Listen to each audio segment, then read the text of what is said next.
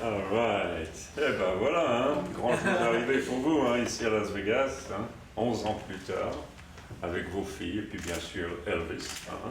Oui, et dans la présence de Dieu, renouvelez vos promesses de mariage, Frédéric et Laetitia. Frédéric, renouvelez-vous vos promesses de fidélité, d'amour faites à votre femme Laetitia. Promettez-vous de continuer à l'aimer, à la chérir, en reniant toute autre femme, la garder pour vous jusqu'à la fin de vos jours. Oui. Et vous, Laetitia, renouvelez-vous vos promesses de fidélité, d'amour faites à votre mari Frédéric. Promettez-vous de continuer à l'aimer, à le chérir, et aussi en reniant tout autre homme, le garder pour vous jusqu'à la fin de vos jours. Oui. Oui, hein, bonne réponse. Hein. Bon, je suis sûr que vous avez l'intention, votre mariage continue d'être une réussite hein, pour le reste de votre vie. Hein. C'est bien, hein. C'est l'idée. Hein. Maintenant, vous savez, pour que ça se passe, il y a vraiment beaucoup de principes à comprendre, parce qu'une des raisons pourquoi vous avez dit « oui, je le veux » il y a 11 ans, c'est parce qu'il y avait des besoins en vous-même, Frédéric, en vous-même, que vous ne pouviez pas remplir par vous-même. Vous voyez ce que je veux dire? C'est pour ça qu'on finit par se marier. Hein. Et puis, ce principe a existé, même de nos jours, et jusqu'à la fin de vos jours. Vous voyez. Donc, une des raisons pour que nous nous marions, c'est pas pour ce que nous allons sortir pour nous-mêmes en premier, mais plutôt pour ce que nous apportons pour le bien-être de l'autre en premier. Vous voyez, comme ça la paix garde à la maison. Ouais.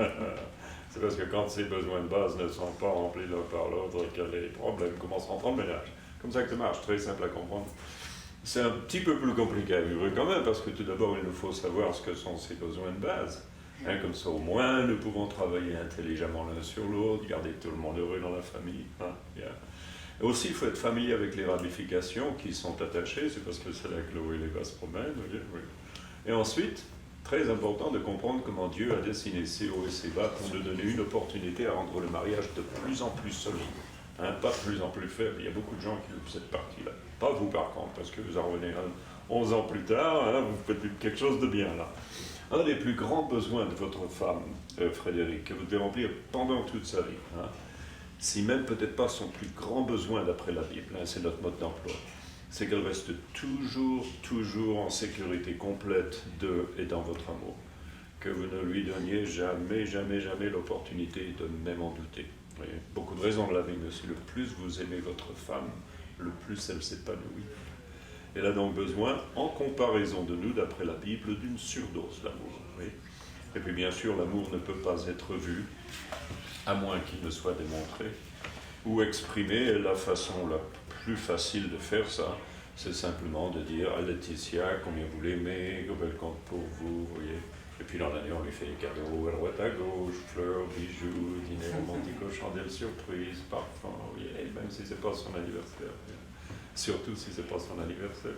Gros bon point pour ça. Ouais. Et les gosses sont variés. Papa, maman, toujours ensemble 11 ans plus tard. Bien les gosses. Hein, ouais. Papa, maman, beau boulot là. Hein. Oui. Ouais. Une plateforme solide pour les grandir. Hein. C'est formidable.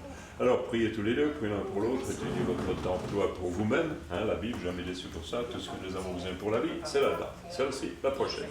Trop de religiosité là-bas, il n'y a pas assez de Dieu. Vous voyez ce que je veux dire? Faites face l'un à l'autre, s'il vous plaît. Les mains dans les mains. Monsieur, répétez pour moi. Laetitia, je renouvelle les promesses que je vous ai faites il y a 11 ans.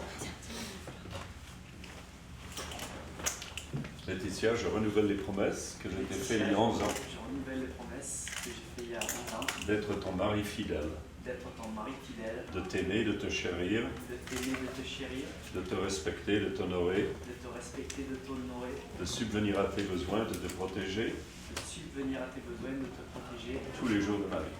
tous les jours de la vie. Amen. Et répète pour moi. Frédéric, je renouvelle les promesses que je t'ai faites il y a 11 ans. Frédéric, je renouvelle les promesses que je t'ai faites il y a 11 ans. D'être ta femme fidèle, D'être ta femme fidèle, de t'aimer, de te chérir, de t'aimer, de te chérir, de te respecter, de t'honorer de te respecter, de t'honorer tous les jours de ma vie. tous les jours de ma vie.